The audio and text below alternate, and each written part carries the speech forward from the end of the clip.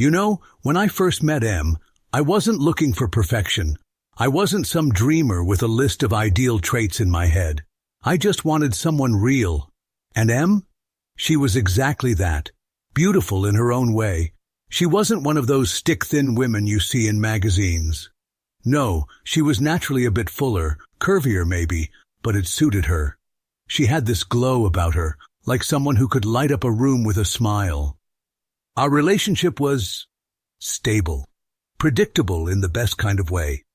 We had our routines, dinner on Sundays at her parents' place, movie nights on Fridays, those lazy weekend mornings where you stay in bed too long just because you can. Life wasn't flashy, but it was good. You know, the kind of life where you think, yeah, I could do this forever.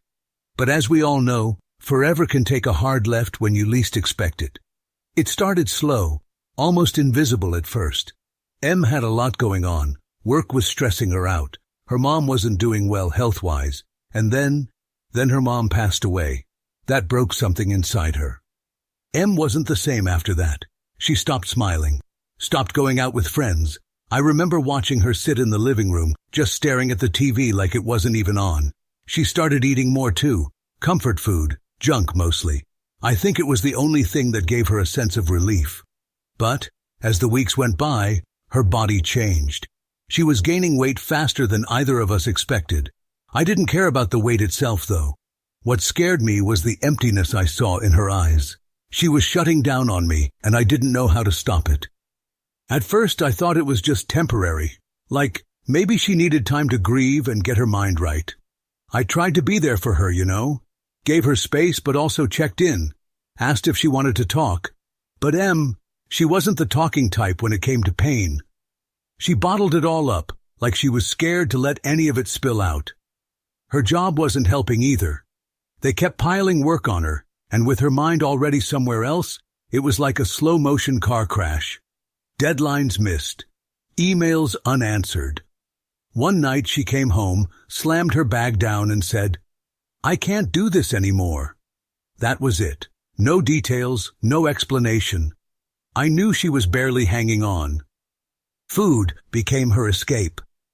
I'd catch her late at night in the kitchen, eating straight from a bag of chips or a pint of ice cream. She'd say, "I just need something to calm me down," like those snacks were her emotional first aid kit. It was hard to watch. She'd always been someone who cared about staying healthy, but now she didn't seem to care about anything at all. The weight kept coming, and with it, more problems. She'd get winded walking up the stairs. She complained about joint pain. Worst of all, we started having conversations we never thought we'd have, about kids. We'd been trying, or at least planning to try, for a while. But the doctor told us bluntly, "Your health needs to improve before pregnancy can even be considered safe." That hit her hard. It hit both of us hard. I was scared for her, scared for us. I didn't want to lose the woman I loved, not just physically but mentally, emotionally, and honestly, I felt helpless. I didn't know how to pull her out of that dark place she was sinking into. But one thing about me, I don't give up on the people I love. Not without a fight. I knew something had to change, and waiting around for things to magically get better wasn't an option. I started doing my homework, reading articles, watching videos, talking to anyone who might have advice. I even met with a few professionals, doctors, therapists, nutritionists. Everyone had a different opinion, but the core message was clear. Em needed both physical activity and emotional support. So, I sat her down one evening. I wasn't sure how she'd take it, but I had to try. "Hey Em, listen. I know things have been really rough, but I think we need to try something new, together. What do you say we start going to the gym, just to move a bit, clear our heads, nothing intense, no pressure?" She gave me that look, half skeptical, half exhausted. "Terry, I can barely get out of bed some days. How do you expect me to go lift weights or run on a treadmill?" "I'm not expecting you to do all that. I'm just saying, let's try. Maybe a short walk to start. If it's too much, we'll stop. But I'll be there with you every step of the way." There was a long pause. I could see the battle playing out in her mind. Eventually she sighed and said, "All right, we'll give it a shot." And that's how it began. The first few weeks were tough, really tough. She'd get frustrated easily. Some days she didn't even want to go. There were tears, angry outbursts, and moments where she'd break down and say, "I can't do this, Terry. I'm not like you. I don't have that discipline." I'd sit next to her and say, "You don't have to be like me. You just have to keep showing up. That's enough." And slowly, very slowly, she started to believe it. I wasn't just her cheerleader. I was in the trenches with her. We'd go for walks, hit the gym, try out different classes. I'd cook with her, making healthier meals but still leaving room for some of her favorite comfort foods. The key was balance, not perfection. And when she had setbacks, because of course she did, I reminded her that it was okay. Life isn't a straight line. Progress looks like a messy, zigzagging road sometimes. The important thing was that we were moving forward, together. Little by little, Em started to change, not just physically, but mentally. She'd come home from a workout and say things like, "I actually feel good today." I hadn't heard her talk like that in months. It was like watching the woman I fell in love with slowly come back to life. But I didn't realize back then that new life she was finding might not include me the way it used to. It was like a switch had flipped. Em started hitting her stride. She wasn't dragging her feet to workouts anymore. In fact, she'd started going without me on days I couldn't make it. I'd come home and find her buzzing with energy. "I just crushed a spin class today," she'd say. Her face lit up in a way I hadn't seen in ages.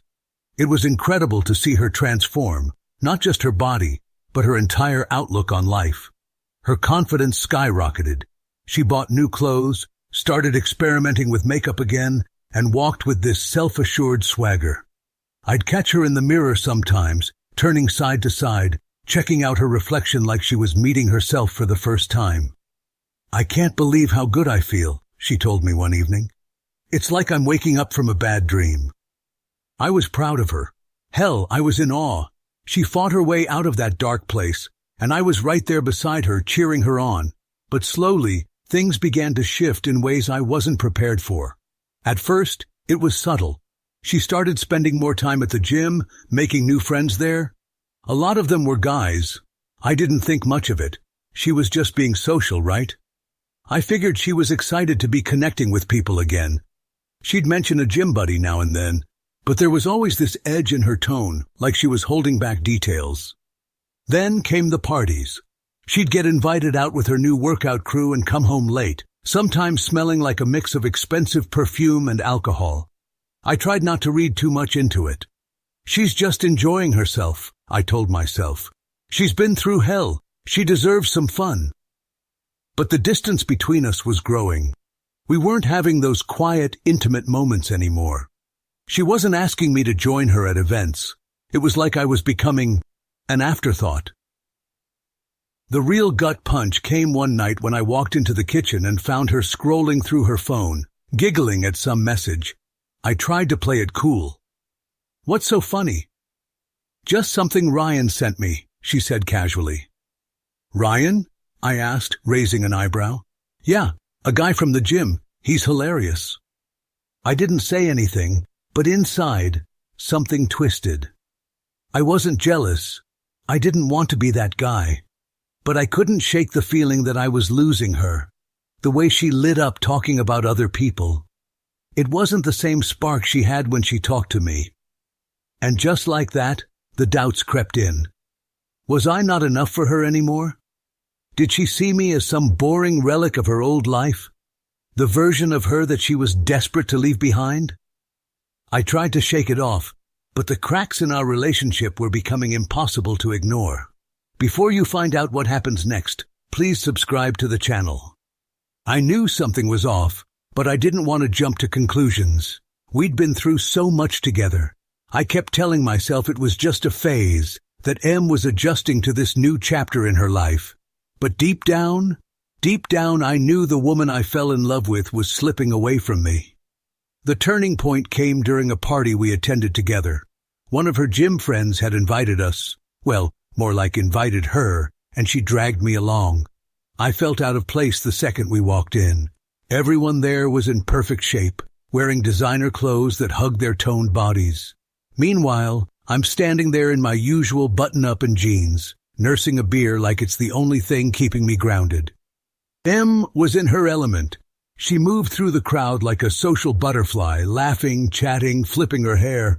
I was proud of her, sure, but then I saw it. That moment. She was standing near the bar talking to some guy, tall, muscular, with that too cool for school attitude. I watched as she leaned in, her hand playfully touching his arm. It wasn't just a friendly gesture, it was something more. My stomach dropped. I walked over, trying to keep my cool. "Hey, Em, you good?" She glanced at me like I'd interrupted her. "Yeah, of course. Terry, this is Matt. He's in my boxing class." Matt extended his hand. "Hey, man, heard a lot about you." I shook his hand, forcing a smile. "All good things, I hope." "Oh, definitely," he said, but the smirk on his face made my blood boil. The rest of the night was a blur. I kept my distance, watching from the sidelines as Em floated through the party. She wasn't doing anything blatantly wrong, but the signals were there. I felt like an outsider in her world, like I didn't belong anymore. On the drive home, the tension was thick. I couldn't hold it in any longer. "Em, can we talk?" "About what?" she asked, her voice clipped. "About us. I feel like we're drifting apart. I mean, you're going out all the time, meeting new people. And I get it, you're finding yourself. But I feel like I'm losing you." She sighed, rolling her eyes. "Terry, you're overthinking it. I'm just enjoying life. Why do you have to make it about you?" "It's not about me, it's about us. I miss you, Em. I miss the way things used to be." "Maybe that's the problem," she muttered under her breath, barely loud enough for me to hear. I gripped the steering wheel tighter, my heart pounding. "What's that supposed to mean?" "It means, maybe I need more than what we have right now." Those words hit me like a freight train. I didn't know what to say. For the rest of the ride, we sat in silence.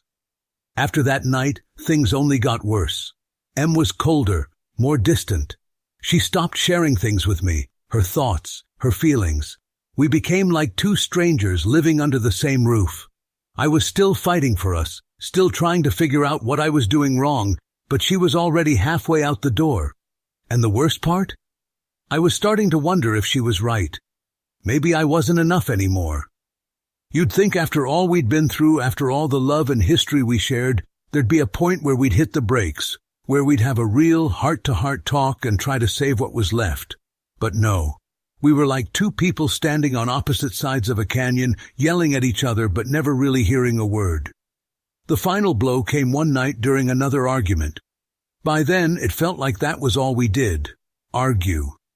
I'd try to talk things out, and she'd shut me down with sarcasm or dismissiveness. This time was no different. "Why don't you trust me?" she snapped, crossing her arms like she was ready for a fight. "Em, it's not about trust. It's about respect. You don't even talk to me anymore. You're always out, and when you're here, it's like you'd rather be anywhere else." "Maybe I would," she shot back. The words hung in the air, cold and sharp. I swallowed the lump in my throat. "Do you even want to be with me anymore?" She hesitated for a moment, just a moment, but it was enough. I think I deserve more. I've changed, Terry. I'm not the same person I was when we got married. I've grown, and you're still stuck in the past." "Stuck?" I echoed, my voice trembling. "I've been here for you through everything. I've fought for you, for us, and now you're telling me I'm holding you back?" "You don't get it," she said, shaking her head. "I don't want to keep explaining myself. I need to move forward, and I don't think I can do that with you." I felt like the floor had been ripped out from under me. Everything we built, everything we promised each other, it was crumbling right in front of me, and there was nothing I could do to stop it. The next day, she filed for divorce, just like that. I can't even explain what those first few weeks were like. Numb, empty. I'd wake up in our bed, half expecting her to be there beside me, only to find the space cold and empty. Friends and family tried to console me, telling me I'd be fine, that I'd bounce back. But I wasn't so sure. I didn't want to fall into the same pit she had, depression, isolation. But damn, it was hard not to. I had to remind myself constantly, you're stronger than this. You've survived worse. You'll get through it. I focused on small victories, going to work, cooking my own meals, taking long walks to clear my mind. I kept telling myself that time would heal the wounds, that I just had to keep moving forward. But a part of me still couldn't understand how we got here. How the woman who once swore she'd love me forever could turn around and throw me away like I didn't matter. It hurt. It hurt more than I'll ever be able to put into words. Weeks turned into months.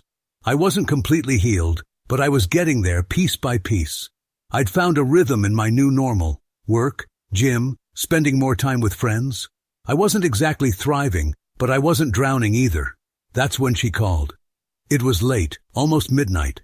My phone lit up with her name, and for a second, I thought I was dreaming. I stared at the screen, debating whether to answer. Eventually, curiosity, or maybe something else, got the better of me. Hello? Terry.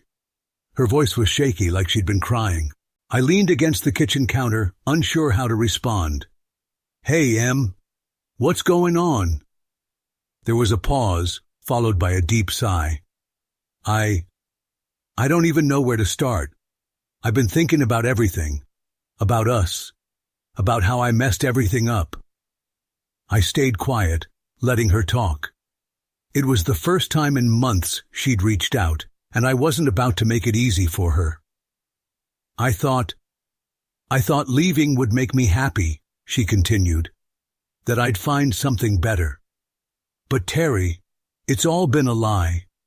The people I thought were my friends, they only cared about me because I looked good, because I was fun at parties. When things got tough, they disappeared.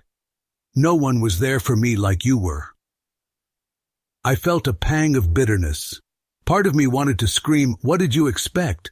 But I held my tongue. I wasn't here to kick her while she was down. I made a huge mistake, she whispered. I miss you. I miss us. Can we talk? Maybe meet up? I closed my eyes, exhaling slowly. This was the moment I thought I'd wanted, her finally realizing what she threw away. But instead of relief or happiness, all I felt was disappointment. Not in her, but in myself for still caring, even after everything. Em, I said softly, I hear you, and I'm sorry you're hurting, but we can't go back. Too much has happened. You made your choice, and I've had to live with it. Now you do too. There was a long silence on the other end. I understand, she finally said, her voice barely audible. I'm so sorry, Terry. I hope someday you can forgive me. I already have, I replied. But forgiveness doesn't mean going back to the way things were. We said our goodbyes, and I hung up, feeling strangely at peace. I knew she meant her apology. I knew she was truly sorry. But that didn't change the fact that the trust, the bond we once had, was gone. Some things you just can't rebuild. I wasn't angry anymore. I wasn't bitter. I was free. Life didn't magically become perfect after that, but I found myself smiling more. I reached out to friends I hadn't seen in years, reconnected with hobbies I'd put on hold. Hell, I even started traveling, something Em and I always talked about but never got around to. I was finally living for myself. People around me noticed the change. My friends would say things like, "Man, you're looking good, Terry," or "You've got this new vibe about you." I guess I did. For the first time in a long time, I felt like me again. It was one of those random, lazy Sunday afternoons when you go out just to grab a few essentials. Milk, bread, maybe a pack of snacks you shouldn't be eating. I wasn't expecting to run into anyone I knew, let alone Em. But there she was, by the produce section, staring at a bunch of bananas like they held the secrets of the universe. She looked different. Not bad, just different. The energy and confidence she used to carry with her were gone. Her face was fuller, and I noticed that she had put some weight back on. But it wasn't just the physical changes that hit me. It was her eyes. They had that same distant, tired look I remembered from before. She noticed me and froze for a moment. "Terry." "Hey." she finally said, forcing a smile. Hey, Em, I replied, keeping my tone light. How've you been? She shrugged, glancing down at the cart she was pushing. You know, just getting by. We talked for a few minutes, small talk about life, work, and random stuff. But there was something underneath it all, something she wasn't saying. I could feel it in the way she kept hesitating, like she was searching for the right words. Finally, she sighed. Terry, can I ask you something? Do you ever, I don't know, feel like you're stuck? Like no matter what you do, you just keep falling back into the same patterns? There it was. The question wasn't really about me. It was about her. I could see it in her eyes. She was reaching out, looking for someone to lean on, maybe even hoping I'd offer to help her again, like I had before. I paused for a moment, choosing my words carefully. Em, I get it. Life can feel like that sometimes. But the thing is, you've got to be the one to break those patterns. No one else can do that for you. She nodded slowly, biting her lip. Yeah, I guess you're right. I mean, look, I continued, my voice gentle but firm. I really do hope you find your way. But I'm not your husband anymore. I can't be the guy who fixes everything for you. You have to figure this out on your own.